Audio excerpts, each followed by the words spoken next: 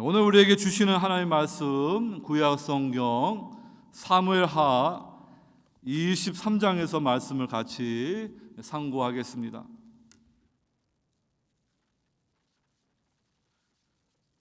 사무엘하 23장 1절로부터 7절 말씀을 봉독드립니다.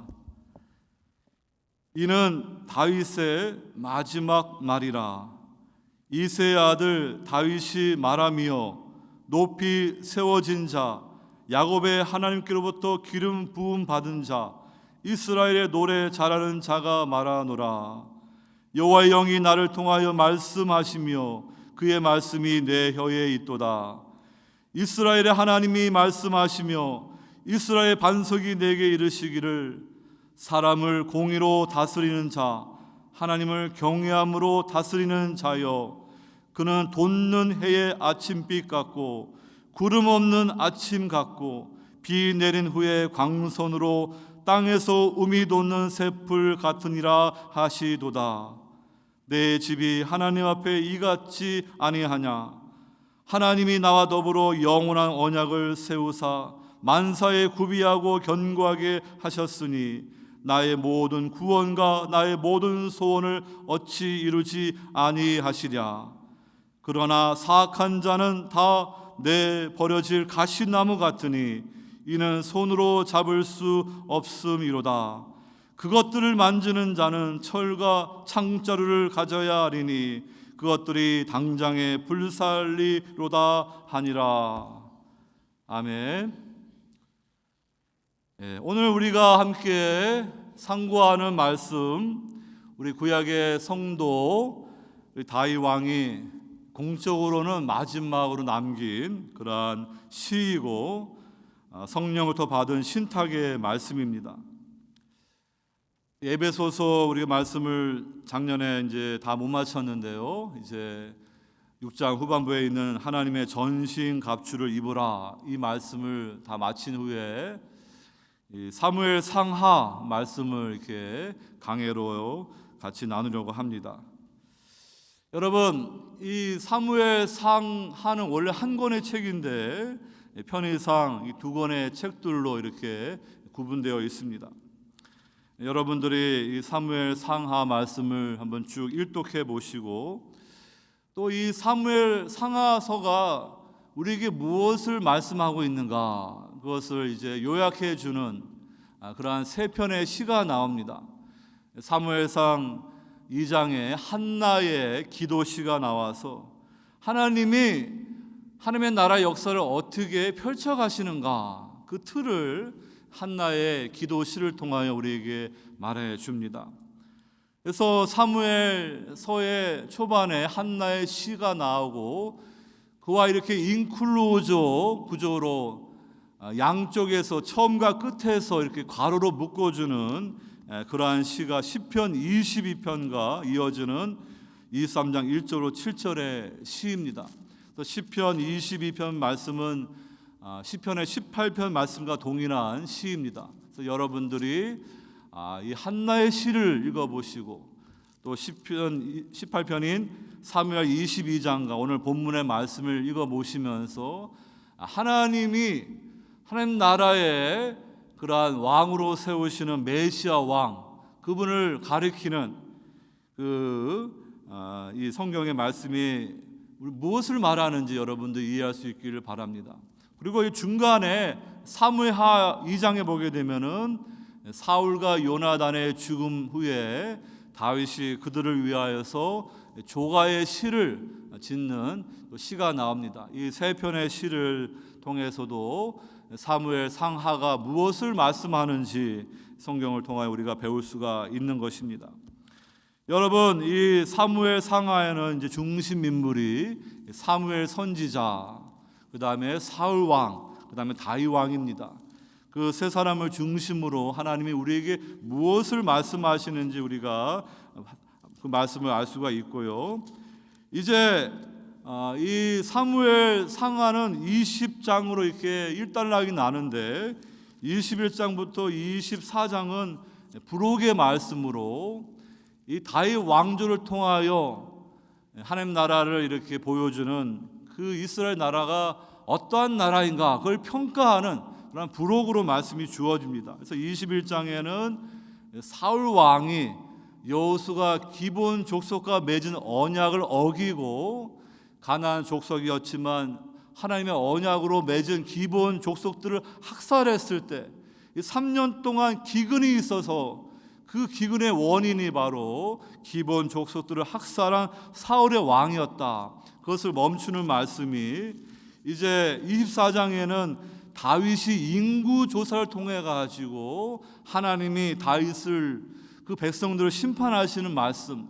그래서 이 타작마당에서 하나님의 심판의 첨사가 멈추고 거기에서 번제와 화목제를 드리면서 나중에 이 사무엘사는 제사를 지내는 성전으로 나아가는 그 말씀으로 끝이 이어집니다. 그것이 양쪽에서 연결이 됩니다. 그 다음에 22장 후반부에 이 하나님의 나라를 예표하는 이 다윗 나라는 다윗 혼자가 세운 것이 아니죠. 21장 후반부에 보면요, 다윗과 함께했던 그 용사들, 거인들을 쳐부순 하나님의 나라의 동력자들의 말씀이 나오고, 마찬가지로 23장 8절 이후로 그 다윗과 함께했던 그런 용사들, 동력자들의 말이 서로 매치가 됩니다. 그리고 가장 가운데가 22장의 그 시와 그와 병렬되는 오늘 본문의 말씀이 이렇게 주어져 있다.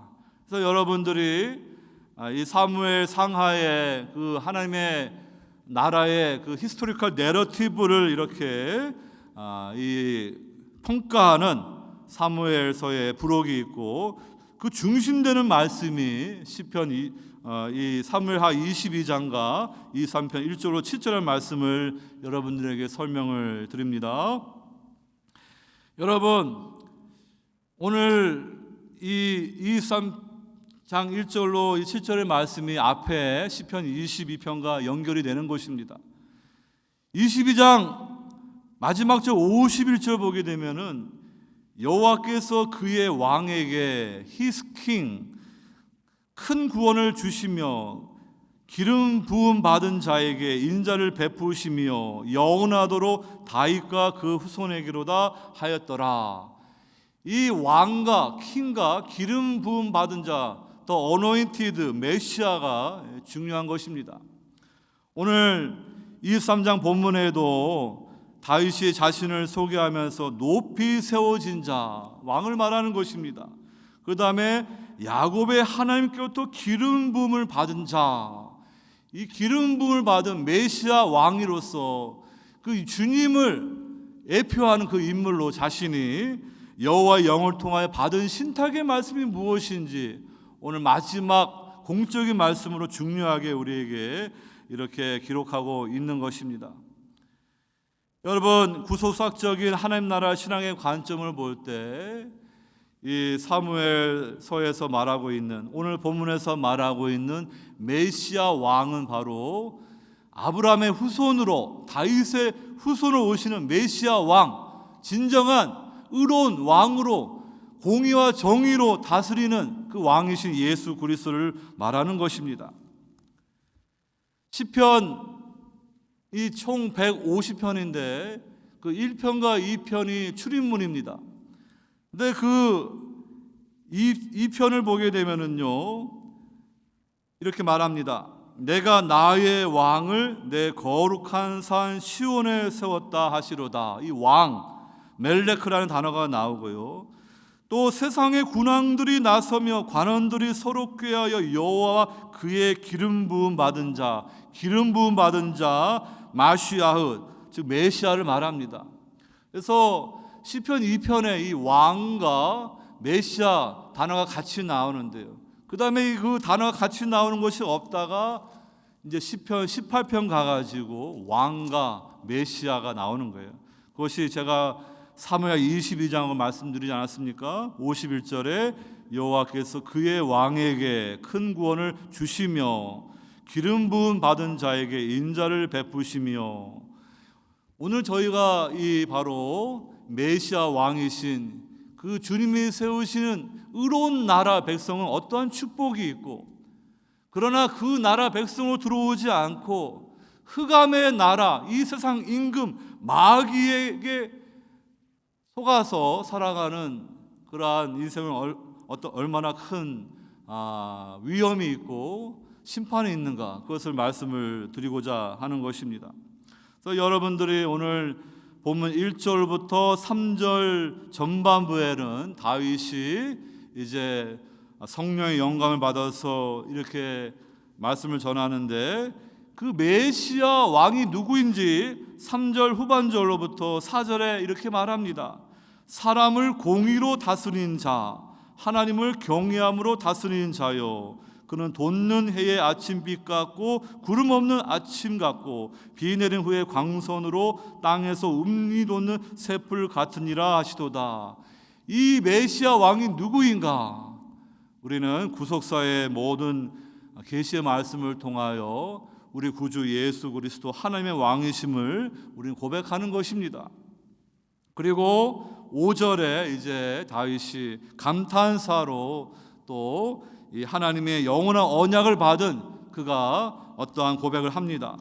그 다음에 6절로 7절은 이 하나님의 나라 구속의 경륜 가운데 그것을 반대하는 그러한 악의 세력들이 있음을 말합니다. 6절에 나와 있는 그러나 사악한 자는, 여기 사악한 자라는 뜻은 벨리야알이라는 뜻인데, 벨리알, 이 불량배, 사악한 자, 악인들을 뜻하기도 하고 또 마귀를 상징하는 단어입니다. 그러므로 이 사악한 자, 이 마귀에게 속하는 인생들은 어떻게 되는가? 다 내버려질 가시나무 같으니, 끝까지 하나님 나라의 좋은 소식이 선포되는데 회개하지 않고 믿음으로 예수님을 구주로 영접하고 왕으로 섬기며 그 나라 백성으로 살아가지 않으면 어떻게 됩니까? 다 내버려지고 불살라지는 심판이 있다. 그 경고의 말씀을 다윗이 우리에게 말하고 있는 것입니다. 그러나 예수 그리스도를 구주로 영접하여 하나님 나라 백성이 된 그 성도들은요, 의로운 태양이신 주님께서 은혜의 태양빛을 비추어 주시고 복락의 비를 내려 주시기 때문에 음이 돋는 새풀처럼 살아있는 그런 영혼들로 새하늘과 새 땅에서 하나님 나라를 상속받는 그 축복이 있다는 것을 우리가 본문 말씀을 통하여 붙잡을 수 있기를 바랍니다. 제가 이렇게 여러분들에게 오늘 본문의 내용이 무엇인지 쭉 말씀을 드렸습니다.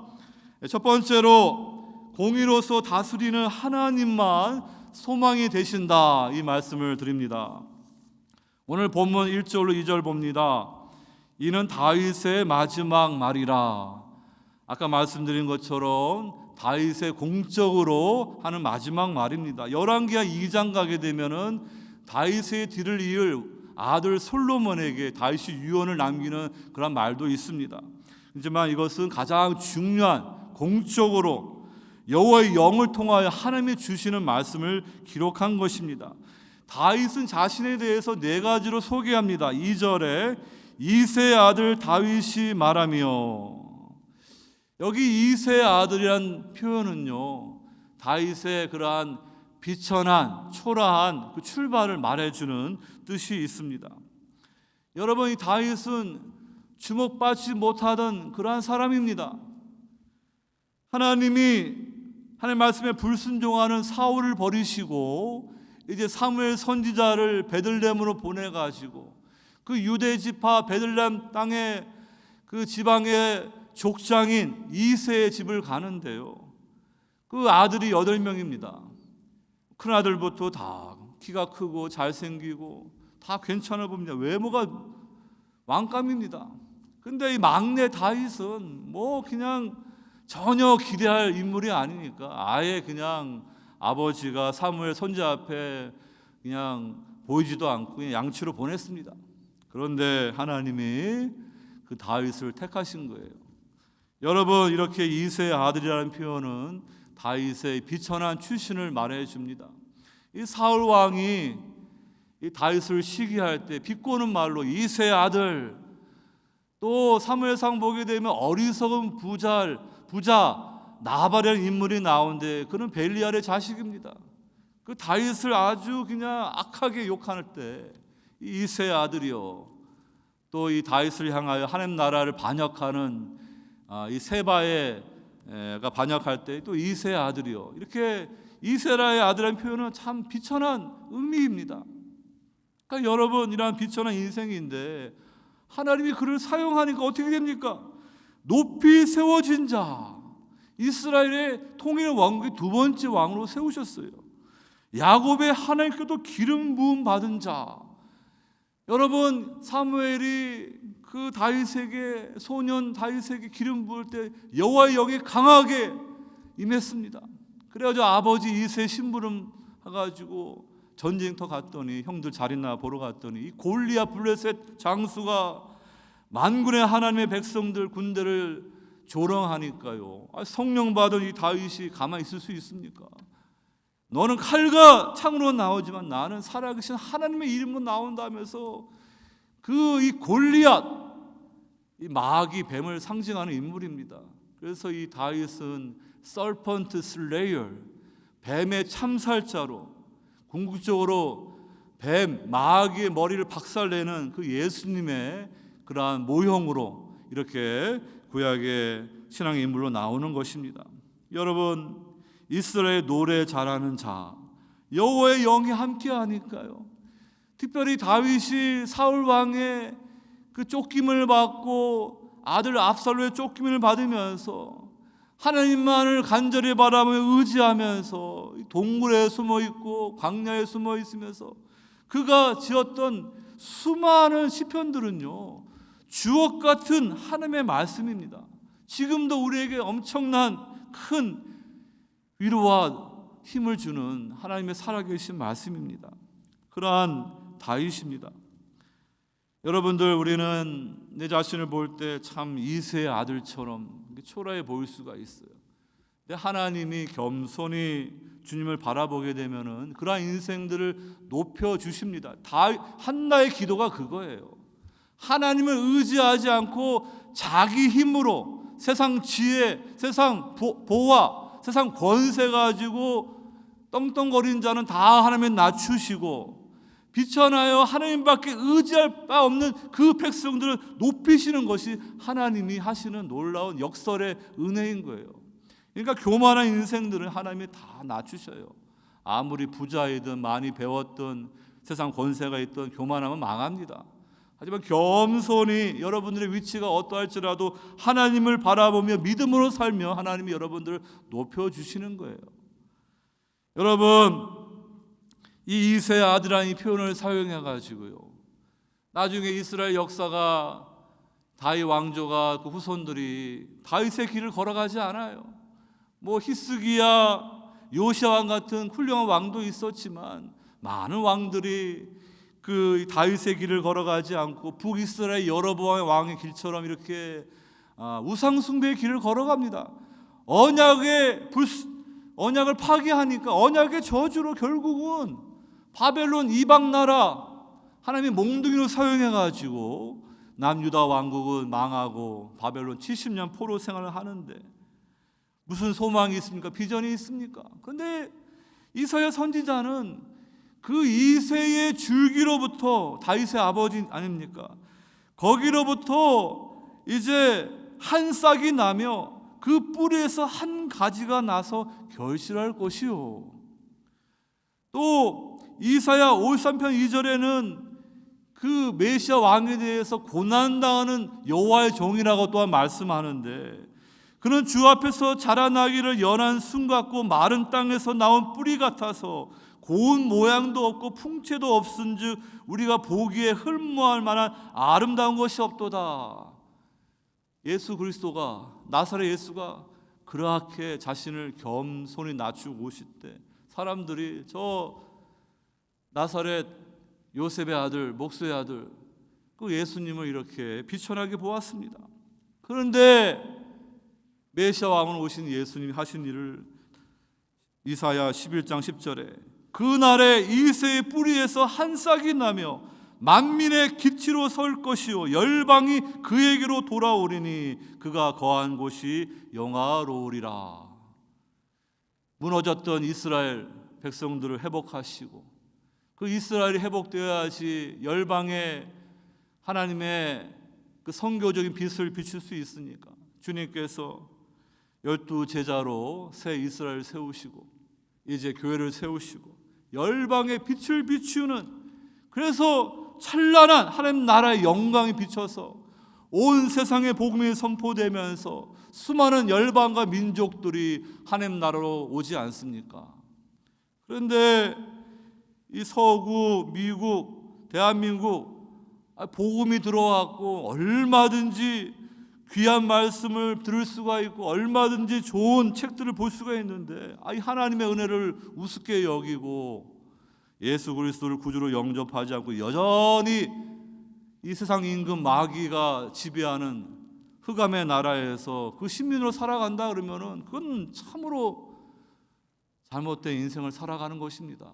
여러분, 우리는 하나님의 은총으로 예수 그리스도가 이 땅 가운데 도래하게 하신 하나님 나라 백성 안에 들어온 거예요. 빛의 나라 들어왔고요. 이제 주님이 재림하실 때 그 나라는 완성되고 그 나라가 이제 우리에게 주어질 것이고 그 나라에는 절대로 악인들과 죄인들은 들어올 수 없는 것입니다.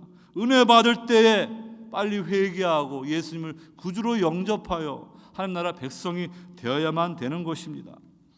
여러분, 우리는 이새의 아들처럼 이렇게 비천할지 모르지만 예수님이 광야에서 이렇게 배고픈 무리들을 긍휼히 여기실 때 그 어린 소년이 보리떡 5개, 물고기 2마리 온전히 드렸어요. 근데 주님이 그걸 사용해 오병이의 축복으로 광야의 그 백성들을 먹이시면서 예수님이 바로 생명의 떡임을 그 표적을 보여주시는 것입니다. 여러분들이 세상 사람들에 비해서 초라해 보일지 모르지만 여러분들의 인생을 하나님 앞에 온전히 드리게 되면요, 하나님이 여러분들의 인생을 통하여 광야 가운데 그 축복의 통로로 사용하셔서 많은 사람들에게 생명의 그 복음을 전하게 하는 그 사명자로 사용하실 것입니다. 그러한 사명을 받은 성도로 우리 인생을 살아갈 수 있기를 바랍니다. 여러분, 이렇게 이 다윗은 성령의 감동을 받아가지고요, 이제 이 메시아 왕이 누구인지, 자신은 그 하나의 예표이고 그림자이고 그 참된 왕이 누구인지를 말하고자 하는 거예요. 그래서 이제 그가 하나님에 대해서 말하는데요, 2절 보게 되면은 야곱의 하나님, 또 1절에 야곱의 하나님, 3절에 이스라엘의 하나님, 또 5절에 하나님, 엘로임, 엘이라는 표현을 사용해서 하나님을 말합니다. 또 2절에 여호와의 영은 성령 하나님 말하는 것이 아닙니까? 그러면 지금 3절 후반절로 4절에 말하는 그 메시아 왕은 바로 성자 하나님, 메시아 왕이신 예수님을 우리에게 지금 하나님께서 성령의 감동으로 이 다윗을 통하여 이 신탁을 주시는 거예요. 그러므로 저와 여러분들은 이 말씀이 중요한 말씀을 알아서 우리는 people of God, 하나님의 나라 백성이 된 그 은총이 무엇인지를 깊이 깨달아야 됩니다. 다윗은 하나님을 대해서 이스라엘 반석이다 이라는 표현을 사용합니다. 여러분, 이 이스라엘의 이 반석이라는 표현을 한나가 가장 먼저 이제 사무엘서에서 말합니다. 한나가 기도할 때 여호와 같이 거룩하신 이가 없으시니 이는 주밖에 다른 이가 없고 우리 하나님 같은 반석도 없으심이니이다. 하나님은 나의 마이락, 나의 반석입니다.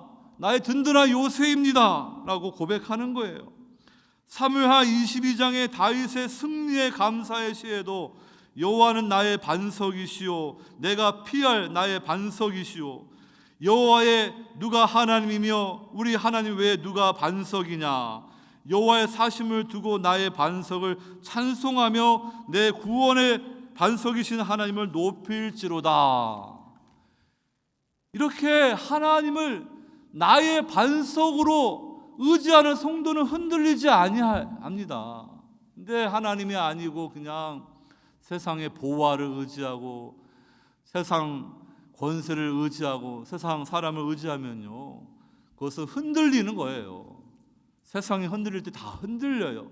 우리 성도들은 그걸 믿는 분들이 아니라 영원히 변동하지 않을 반석이신 살아계신 하나님을 우리는 의지할 때 우리는 흔들리지 않는 그러한 세파에 흔들리지 않는 그러한 성도로 살아갈 수 있는 줄 믿습니다.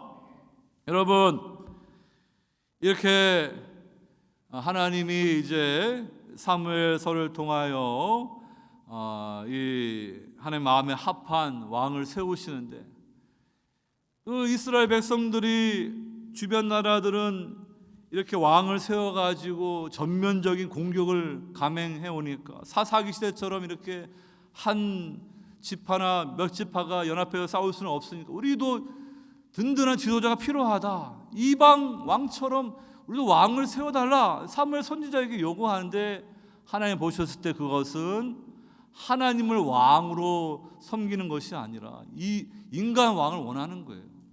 원래 하나님은 아브라함을 통하여서도 또 여러 말씀을 통하여서 왕을 주실 계획이 있으십니다. 하나님은 하늘의 왕이시고 이 땅에서 하나님을 대리하는 부왕으로서 원초적으로는 아담과 하와가 그 부왕의 역할을 하는 것이고요, 이제 이스라엘 나라를 통하여서 하나님 나라의 그 공의와 정의를 실천하는 그 왕을 세우기 원하는데요, 첫 번째 왕 사울 왕은 그런 왕이 아니었습니다. 그냥 처음 보기에는 그도 하나님의 영이 임하고 좀 처음에는 승리하는 것 같은데, 사실 자세히 보게 되면은 처음부터 문제가 있던 왕이었습니다. 결국에는 하나님 마음에 반한 왕이고, 사울은 하나님 나라 관심 없습니다. 하나님의 영광 관심 없어요. 자기 왕국, 자기의 그러한 것만 관심이 있는 그러한 왕이었어요. 그러다가 그는 하나님의 버르심을 받고 이제 다윗이 하나님 마음에 합한 왕으로서 하나님의 쓰임을 받게 되는 것입니다. 그래서 다윗이 이스라엘 왕이 된 후에 사무엘하 8장 15절 보게 되면은 다윗이 백성들을 어떻게 통치하였는지 이렇게 요약합니다. 다윗이 온 이스라엘을 다스려 다윗이 모든 백성에게 정의와 공의를 행할세. 하나님 나라의 통치 강령이 정의와 공의입니다. 미슈파트 체다카란 단어인데요, 창세기 18장 보게 되면 하나님이 아브라함에게 이렇게 말하십니다. 아브라함은 강대한 나라가 되고 천한 만민은 그로 말미암아 복을 받게 될 것이 아니냐. 내가 그로 그 자식과 권세에게 명하여 여호와의 도, 또 웨이 오브 더 로를 지켜 의와 공도, 바로 체데카 미슈파트를 말하는 것입니다. 그걸 행하게 하려고 그를 택하였나니 이는 나 여호와가 아브라함에게 대하여 말한 일을 이루려 함이니라. 이제 하나님의 비전, 하나님 나라가 있으려면요, 백성이 있어야죠. people of God. 그다음에 땅이 있어야죠. 그래서 출애굽기 보게 되면은 하나님의 백성들이 이제 세워지고 언약이 이제 생기고, 그다음에 여호수아 때 가나안 땅을 아브라함이 약속했 대로 이제 받게 되고요. 사사기의 혼란을 통과한 후에 이제 다윗, 하나님 마음에 합한 왕이 세워짐으로 이제 하나님 나라의 모형이 세워지게 된 것입니다. 여러분, 근데 그 나라는요, 이 공의와 정의로 다스리는 나라가 되어야 돼요. 이 다윗이 이제 형통하고 이제 힘을 얻으니까 사무엘 24장 보게 되면은 인구 조사를 합니다. 인구 조사한 게 뭔 죄인가? 민수기에서는요, 어떤 뭐 세금을 걷기 위해서 뭐 그런 것이 아니라 이제 하나님 나라 백성들을 계수해서 하나님의 군사들로 가나안 땅을 이제 전쟁하기 위해서 세운 건데, 이 다윗은 그냥 그 요압 장군도 말리는데 그 마음에 교만이 들어가 가지고 지금 이스라엘에 지금 칼을 뺄 수 있는 용사들이 얼마인지 쭉 한번 인구 조사를 해라. 그래가지고 9개월 거쳐가지고 그냥 보니까 엄청난 거예요. 100만이 넘어요. 그러니까 야, 나에게 이런 많은 군대가 있구나. 이세 아들 다윗의 그 신앙의 본이 뭐예요? 정말 주님만을 의지하는 그러한 왕 아닙니까? 골리앗 싸울 때 무슨 소년 다윗이 힘이 있어요? 뭐 능력이 있어요? 어떻게 그 장수 용맹한 그 용사를 이깁니까? 근데 하나님을 믿어서 이기는데 이 다윗이 그냥 지금 헷갈려가지고 하나님을 의지하지 않고 그냥 이 군대 세상 용사를 이렇게 계수하고 하니까 하나님이 하나님 나라가 이런 나라가 되어서는 안 된다. 그래서 심판하시는 거예요. 그래서 많은 백성들이 죽어났습니다. 전염병으로. 그러면서 다윗은 철저히 회개하고 하나님 나라는 바로 모세 때 하나님이 부르신 것처럼 열방을 축복하는 제사장 나라이구나. 여러분, 우리가 예수님 믿는 거는요, 그냥 기복신앙으로 예수님 믿어서 성공하고 부자되어 떵떵거리고 사는 게 목적이 아니에요. 저와 여러분들은 왕 같은 제사장 나라를 부르셔서 여러분들이 하나님을 알지 못하는 어둠 가운데 있는 그 백성들을 향해 중보하며 복음을 전하는 제사장 나라 사명을 감당하야지. 그냥 큰 교회 건물 세우고 그냥 뭐 사람 숫자를 자랑하고 많은 재정을 자랑하고 그거 하나님이 기뻐하는 게 아니에요. 정말 하나님을 기뻐하는 것은 겸손히 하나님을 의지하고 어두운 세상 가운데 하나님의 나라, 이 공의와 정의가 되어지는 그 나라, 그 하나님의 나라를 위해서 헌신하면서 제사장 나라로서 복음을 전하고 중보하는 그 백성들을 원하는 것이지, 그냥 세상 나라 이방 왕처럼 따라가는 그 길이 아닌 것입니다. 이렇게 이 다윗이 그냥 교만해지니까, 힘이 있으니까 엉뚱한 길로 가는 거예요. 여러분, 이 다윗도 이렇게 처음에 스타트가 좋았는데 결정적으로 이제 사무엘 11장 가게 되면은 그의 충직한 신하 우리아의 아내 밧세바를 취해가지고 간음의 죄를 짓고 임신하게 되니까 그걸 은폐하려고 간접 살인으로 사주하지 않습니까? 에덴 동산에서 아담이 하나님의 금하신 선악과를 보고 취해서 먹듯이 다윗은 아담과 같은 그런 존재로서 하나님의 말씀을 순종해야 되는데요, 왜 남의 아내를 취해가지고 그 가정을 파탄나게 하고. 그래서 하나님이요, 공의의 하나님이기 때문에 아무리 다윗이 하나님의 택한 자이고 기름 부음 받은 자이고 영원한 언약을 맺었다고 나가 택한 백성이니까 이 정도는 봐주지, 그게 아니에요. 하나님은 그의 백성들 더 철저하게 심판하십니다. 하나님이 은혜로 택하시고 하나님의 공의로운 말씀을 주셨는데 그 말씀대로 불순종하지 않으면요, 하나님은 지켜보다가 말씀 듣고 돌아오길 기다리시는데 안 돌아와요. 다윗이 1년 동안 회개하지 않으니까 하나님이 나단 선지자를 보내가지고 그 우화를 통하여 너가 그 사람입니다 하니까 다윗이 그때서야 하나님 앞에 항복하고 철저하게 베개가 그냥 젖도록 눈물 흘렸지만 하나님은 그 죄를 용서했지만 그 죄의 대가는 철저하게 하나님의 공의대로 심판하십니다. 그래서 다윗의 가정에 그 자녀들이 성폭력이 있고 형제들이 형제를 죽이고 아들의 압살롬의 반란으로 쫓겨나는 그러한 고난의 길을 다 하나님이 통과하게 하시는 거예요. 여러분, 우리 하나님은 공의 하나님이고 또 자비하신 하나님입니다. 하나님 앞에 회개하면은 용서하십니다. 하지만 그 죄에 대해서는 철저하게 우리가 슬퍼하고 뉘우치도록 하나님 앞에 온전히 돌아오도록 더 이상 죄로 인하여 넘어지지 않도록 그렇게 우리를 만들어 가십니다. 여러분, 그러니까 이 다윗은요 정말로 불완전하게 그 메시아 왕을 보여주는 그러한 인물입니다. 그래서 오늘 우리가 5절 말씀 보게 되면은 이 다윗이 감탄사로 내 집이 하나님 앞에 이같이 아니하냐, 하나님이 나와 더불어 영원한 언약을 세우사 만사에 구비하고 견고하게 하셨으니 나의 모든 구원과 나의 모든 소원을 어찌 이루지 아니하시랴. 이것은 우리가 잘못 해석하게 되면은 그냥 다윗이 나는 하나님과 언약을 맺은 백성으로 이 다윗의 왕조는 영원하고 우리는 문제 없는 복받은 그러한 하나님의 축복받는 그러한 걸 말하는 게 아니에요. 다윗은 철저히 무너졌습니다. 죄로 인하여서 그 하나님의 공의로운 심판을 받았습니다. 그럼에도 불구하고 하나님이 영원한 언약을 다윗과 맺었기 때문에 다윗을 포기하지 아니하시고 그 다윗을 회복하셔서 다윗을 통하여 하나님의 구속사를 펼쳐가는 그것을 지금 다윗이 말하는 것으로 우리가 이해할 수 있어야 되겠습니다. 여러분, 다윗은 불완전하나마 완전한 공의와 정의로 나라를 다스리는 그 예수 그리스도를 바라보게 하는 구약의 인물인 것입니다. 에레미야 23장 5절 6절 보게 되면은 완전한 공의로 하나님 나라 백성을 다스릴 그 메시아 왕을 이렇게 예언합니다. 보라, 여호와의 말씀이니라. 보라, 때가 이르리니 내가 다윗에게 한 의로운 가지를 일으킬 것이라.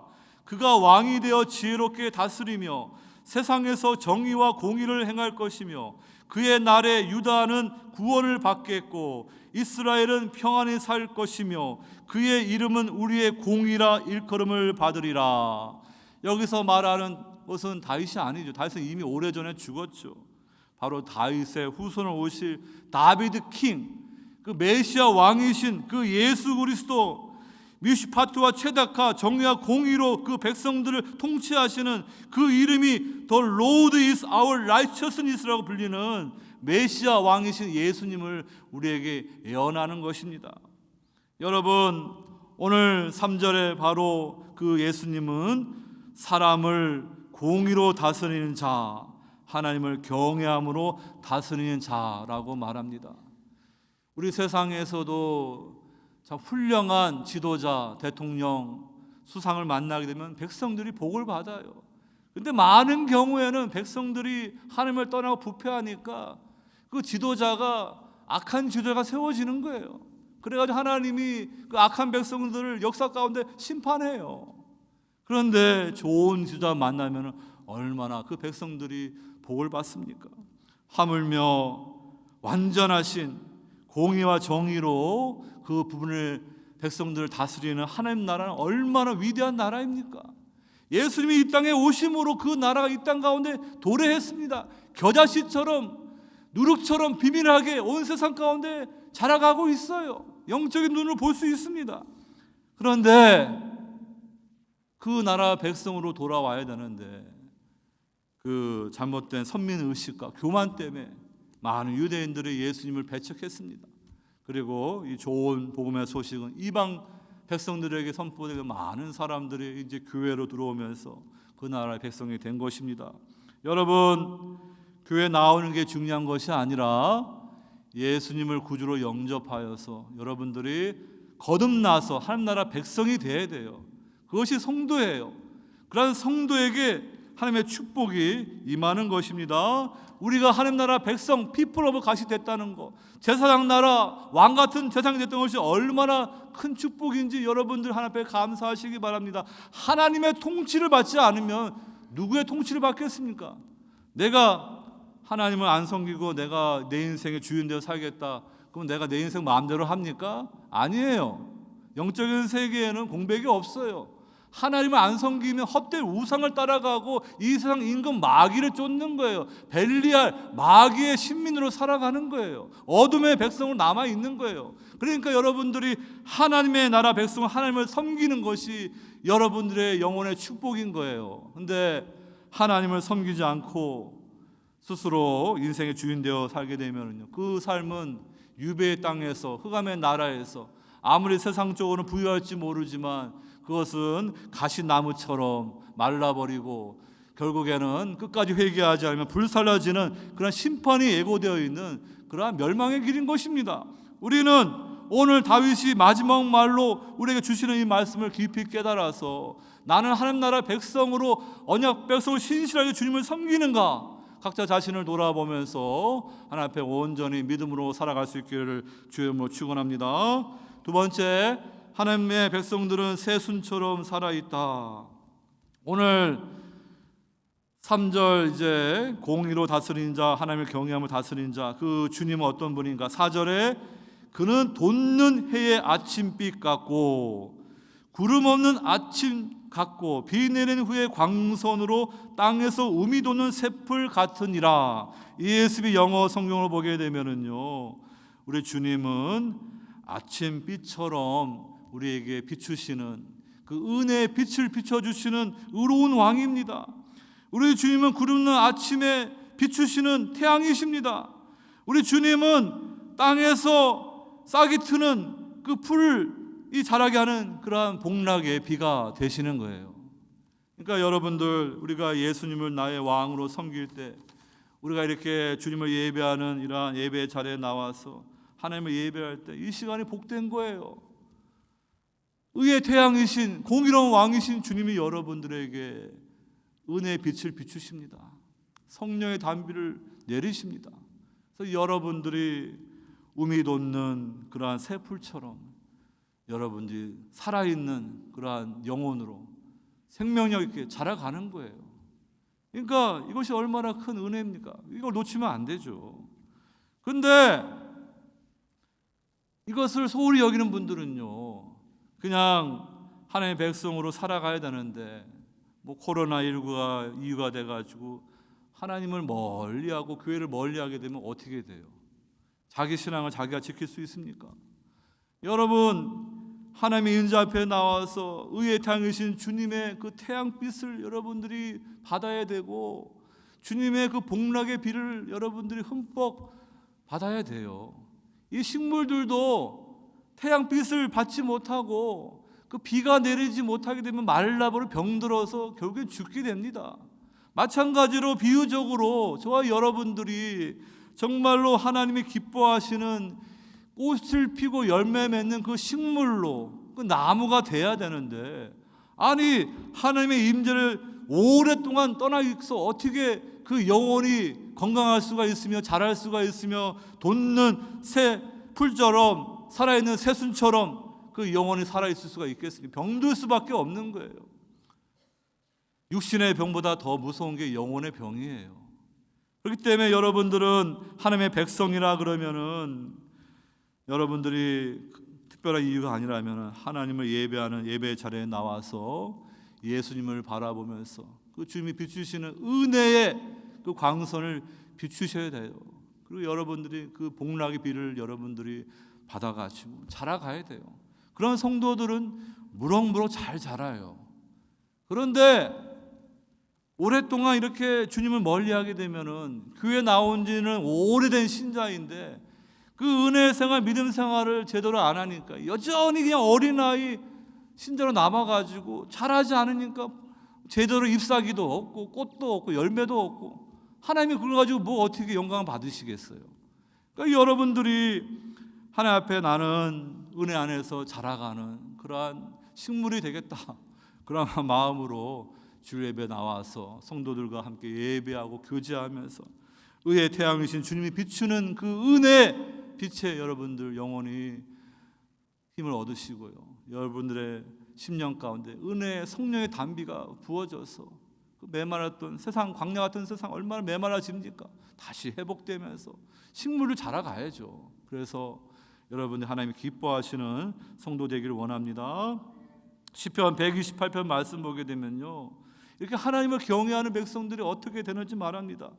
내 집 안방에 있는 내 아내는 결실한 포도나무 같으며 내 식탁에 둘러앉은 자식들은 어린 감람나무 같으리로다. 여호와를 경외하는 자는 이같이 복을 얻으리이다. 가정의 영적인 제사장 리더십을 가진 분들이 이렇게 여호와를 경외하는 믿음의 가정을 세울 때 그 배우자가 결실한 포도나무 같이 되는 거고요, 그 자녀들이 어린 감람나무처럼 열매 맺는 하나님의 기뻐하는 식물이 되는 거예요. 시편 92편 말씀에 의인은 종려나무같이 번성하며 레바논의 백향목같이 성장하리로다. 이는 여호와의 집에 심겼으며 우리 하나님의 뜰에서 번성하리로다. 그는 늙어도 여전히 결실하며 진액이 풍족하고 빛이 청청하니 여호와의 정직하심과 나의 바위 되심과 그에게는 불의가 없음이 선포되리로다. 오랫동안 믿음으로 주님과 동행했던 나이 드신 성도님들은 이렇게 주님의 집에 심겨진 의인들처럼, 종려나무처럼, 레바논 백향목처럼 이렇게 아름답습니다. 하지만 교회는 오래전에 나오기 시작했는데 신앙생활 잘 못하게 되면요, 잘할 수가 없어요. 정말로 주님의 기뻐하시는 모습을 보일 수가 없는 것입니다. 여러분, 오랫동안 이렇게 믿음으로 사는 성도들은 공통점이 있어요. 오늘 주님을 말씀하면서 주님이 어떻게 말합니까? 사람을 공의로 다스리는 자, 하나님을 경외함으로 다스리는 자. 그러니까 예수님을 왕으로 모시고 섬긴 성도들은요, 하나님을 경외하는 그 신앙이 있어요.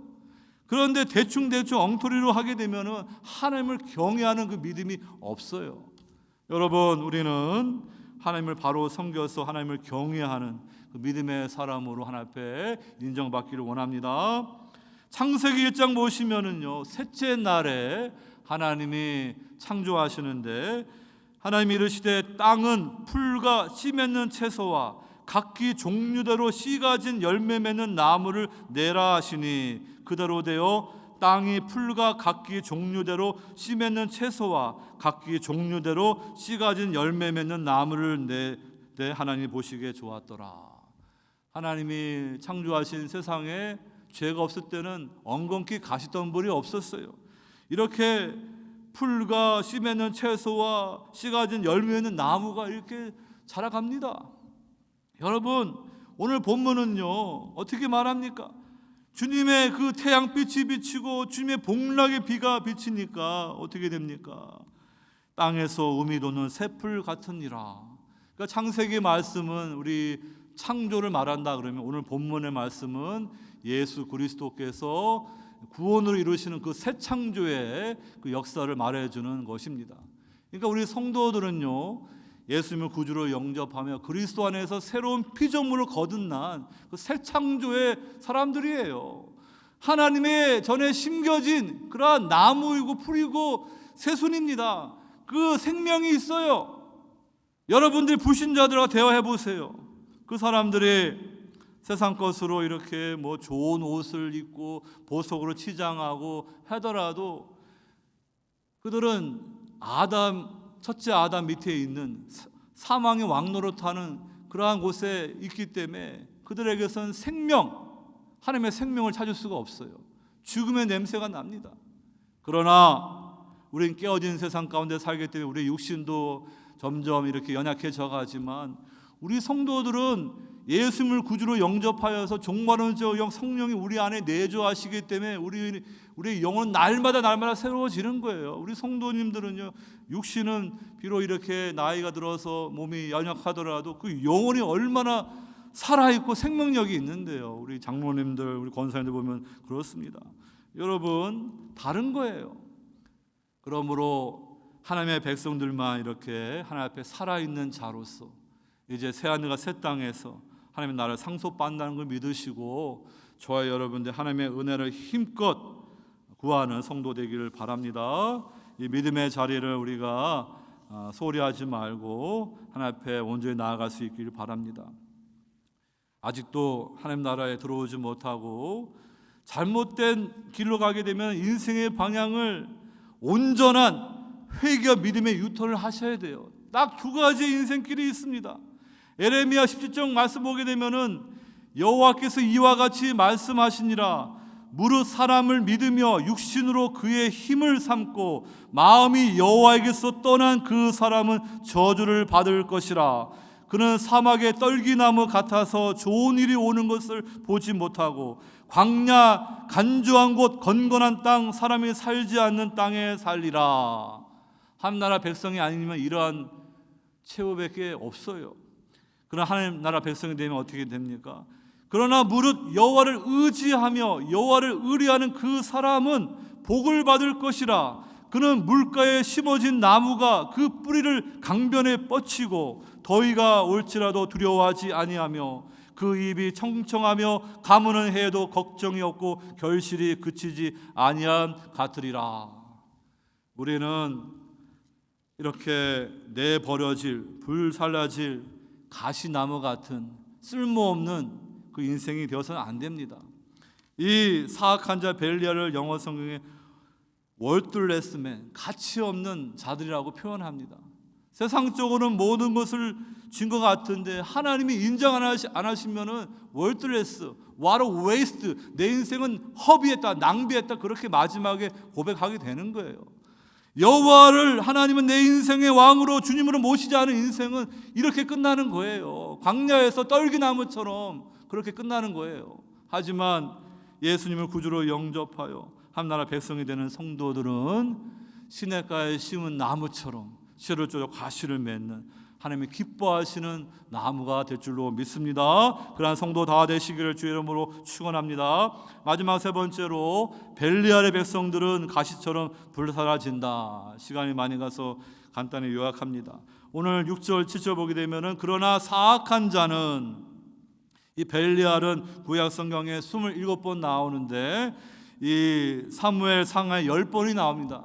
첫 번째 사용된 것이 자식을 갖지 못하던 한나가 그 대적 분인나가 격동하니까 실로의 성소에 가서 하나님 앞에 통곡하며 기도할 때 이제 기도의 시간이 길어지면서 입술만 움직여서 기도하는데 이 영적인 분별력 잃어버린 엘리 제사장이 이 한나가 술에 취한 줄 알고 언제까지 포도주에 취하냐.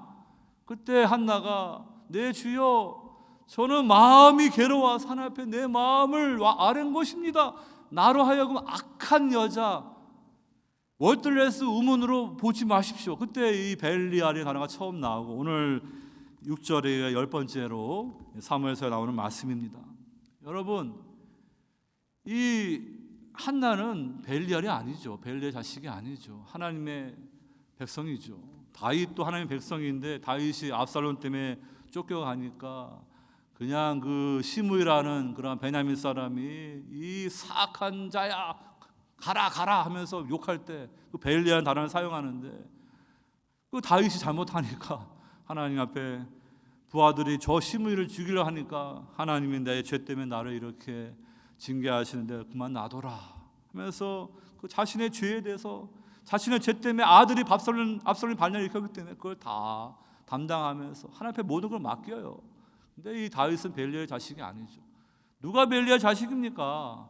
이 엘리야의 아들 홈니 비나스가 벨리알의 자식들이에요. 그냥 성전에서 그냥 그 하나님 앞에 드린 거 다 가로채고 성전의 여자들을 그냥 겁탈하고 그래서 하나님이 하나님의 사람 보내가지고 회개할 걸 말하는데 아니 이 아들들을 따끔하게 너희들 그렇게 하다가는 망한다. 절대로 그래 안 된다. 회개하라는데 제대로 가정교육을 안 해요. 나중에 어린 사무엘이 이제 하나님부터 말씀을 받고 말하니까 그 심판을 예고하니까 그냥 엘리 제사장이 여호와는 살아계시니까 그 뜻대로 되길 원하나이다. 그 하나님의 심판을 우습게 여기는 거예요. 여러분 그 사사기 시대가 이렇게 타락한 거예요.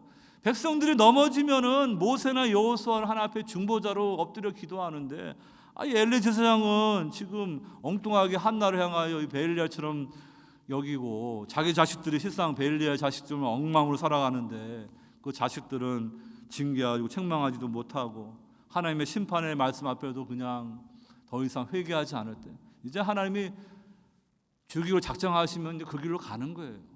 여러분 하나님이 왜 심판의 말씀을 합니까? 하나님은 사랑의 하나님이에요.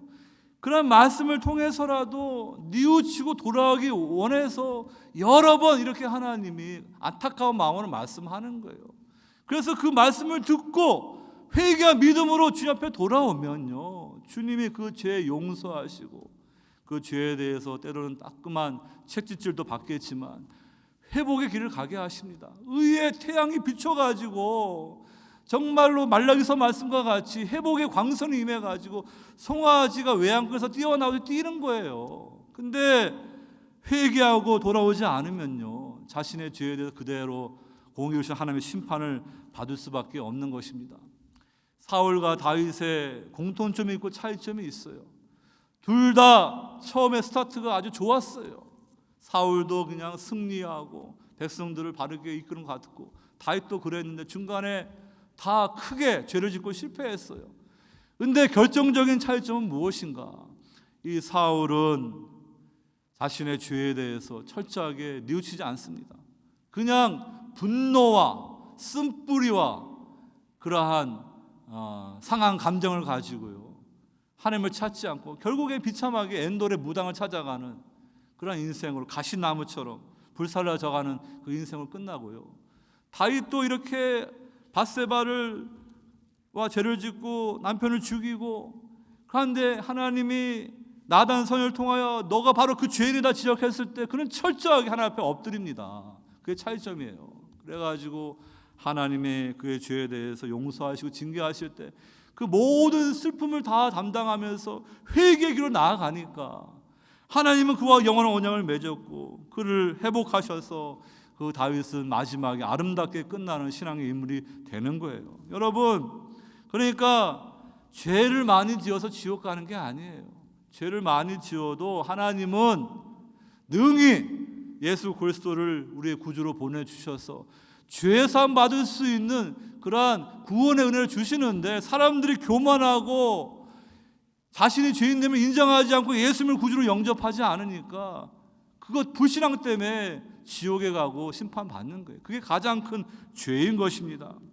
오늘 우리 말씀, 사악한 자는 다 내버려질 가시나무 같으니 그 다음에 불살라질 것이다. 이 벨리알이라는 말씀이 이제 고린도 이제 후서 6장에 딱 한 번 나오는데, 아마 사도 바울이 오늘 사무엘서 말씀을 이렇게 배경으로 그 말씀을 기록한 것 같습니다. 하나님의 백성과 하나님의 백성이 아닌 자가 어떤 차이점인지 여러 가지로 말하는데요. 너희는 믿지 않는 자와 멍에를 함께 매지 말라. 의와 불법, 하나님의 백성들 의의 백성이고 불신자들은 불법의 백성입니다. 의와 불법이 어찌 함께하며 빛과 어둠이 어찌 사귀며. 우리는 빛의 나라 백성이고요, 불신자들은 어두운 세상의 백성들입니다. 그리스도와 벨리알이 어찌 조화되며. 우리는 그리스도의 백성이고 불신자는 결국은 벨리알의 백성이 될 수밖에 없는 거예요. 믿는 자와 믿지 않는 자가 어찌 상관하며 하나님의 성전과 우상이 어찌 일치가 되리요. 우리는 우리 안에 성령이 거하시는 하나님의 성전이지만 불신자들은 제사함 받지 못하고 성령 받지 못하여서 그 마음에 온갖 거짓 우상들이 있는 더러운 영들이 들어가는 그러한 것입니다. 그러한 이방의 신전과 같습니다. 여러분, 이렇게 하나님 백성들과 세상 사람들 완전히 구별돼요. 그래서 이 말씀이 뭐 세상 사람들과 어울리지 말란 말이 아니고요, 우리의 정체성을 말하고 있고, 특별히 이 벨리알의 자식들, 뱀의 자식들이 이렇게 사람들을 이렇게 마귀의 종이 되어서 미혹하는데 그들의 잘못된 그런 거짓 가르침을 따라가면 안 돼요. 그렇게 되면 그 영혼이 타락해가지고요, 정말로 하나님의 은혜에서 멀어져서 그 인생이 정말로 가시나무처럼 나중에는 내버림받고 불사라진다는 걸 우리가 두렵고 떨림으로 알아야 됩니다. 이 하나님을 대적하는 거짓 사람들도 신비한 것들을 말할 수 있어요. 하나님도 하나님 앞에 돌아오지 않은 그 백성들을 향하여 거짓 영을 보내가지고 마음이 깨끗하지 않고 마음이 비뚤어져 있으니까 거짓 영을 보내니까 그게 하나님 말씀인 걸 착각하듯이 우리의 마음이 진실하지 않고 거짓되면은요, 그 거짓 종들의 말을 듣고 그게 하나님의 말인 줄 알고 착각하고 쫓아가다가 망하는 거예요. 여러분들, 우리는 하나님 앞에 진실하게 하나님을 의지하면서 살아가야 됩니다. 사도 바울은 마지막 권면합니다. 그런즉 사랑하는 자들아, 이 약속을 가진 우리는 하나님을 두려워하는 가운데서 거룩함을 온전히 이루어 육과 영의 온갖 더러운 곳에서 자신을 깨끗하게 하자. 여러분, 말씀을 마칩니다. 저와 여러분들은 하나님의 백성으로 부르심을 받았습니다. 그렇기 때문에 우리 공의로우신 주님의 의로운 그 비추임을 받고 복락의 비를 마시면서 우리는 새순처럼 새싹처럼 자라가는, 열매 맺고 꽃이 피는 그런 성도가 되어야 될 것입니다. 히브리서 6장 7절 8절에 땅이 그 위에 자주 내리는 비를 흡수하여 밭가는 자들이 쓰기에 합당한 채소를 내면 하나님께 복을 받고 만일 가시와 엉겅퀴를 내면 버림을 당하고 저주함에 가까워 그 마지막은 불사름이 되리라. 하나님의 백성과 하나님의 백성이 아닌 자로 딱 구분이 됩니다. 그리고 하나님의 백성들은 이렇게 의의 태양빛을 비추고 의로우신 주님의 비가 내려서 이렇게 땅에서 돋는 새풀과 같은 살아있는 그런 하나님의 백성들이에요. 그렇지만 하나님 앞에 돌아오지 않게 되면은 벨리알 마귀의 백성이 되어서 가시나무처럼 나중에 내버려지고 불살라져지는 심판이 있다는 것을 알고 주님께서 그 길을 가지 않도록요 우리의 구주로 오셨어요. 주님이 십자가에 지실 때 그 로마 병사들이 주님의 머리에 가시 멸관을 그냥 머리에 박아버렸어요. 죄는 우리가 지고 이 세상에 가시와 가시 엉겅퀴를 만든 건 우리인데 그 저주와 사망의 문제를 해결하기 위해서 예수 그리스도께서 그 저주를 다 담당하신 거예요. 그러니까 여러분 예수님을 구주로 믿으면요 다 죄사함 받고 하나님의 백성 되어서 영생을 누리며 놀라운 약속이 주어진다는 것을 믿으시고 우리가 받은 이 구원의 은혜를 감사드리며 믿음 안에 거하시기 바랍니다. 혹 아직 하나님 앞에 돌아오지 못한 분이 계시더라면 빨리 회개하고 예수님을 구주로 영접하여 빛의 나라 백성으로 돌아올 수 있기를 주의 이름으로 축원합니다. 하나님 아버지, 오늘 주신 말씀을 통하여서 구약의 다윗이 불완전한 모형으로 메시아 왕을 보여주면서 궁극적으로 공의와 정의로 하나님 나라를 다스리는 그 백성을 다스리는 메시아 왕이신 예수 그리스도를 바라보도록 말씀하였습니다.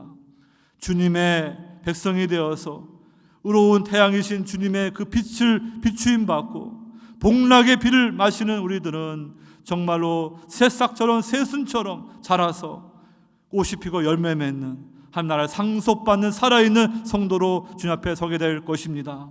그러나 아직도 주님 앞에 돌아오지 못하고 벨리알 마귀의 거짓말에 속아서 육신의 종료, 안목의 종료, 이생의 자랑을 따라서 흑암의 나라에 있게 되면은 가시나무처럼 내버려지고 그 끝은 불사라진다는 그 경고의 말씀을 주셨사오니 두렵고 떨림으로 우리의 신앙을 지키며 아직 하나님 앞에 돌아오지 못한 그런 사람들을 위해서 제사장 나라의 사명 감당하는 귀한 성도들 다 될 수 있도록 주님 함께하여 주시옵소서. 감사하고 사랑 많으신 예수님 받들어 기도하옵나이다.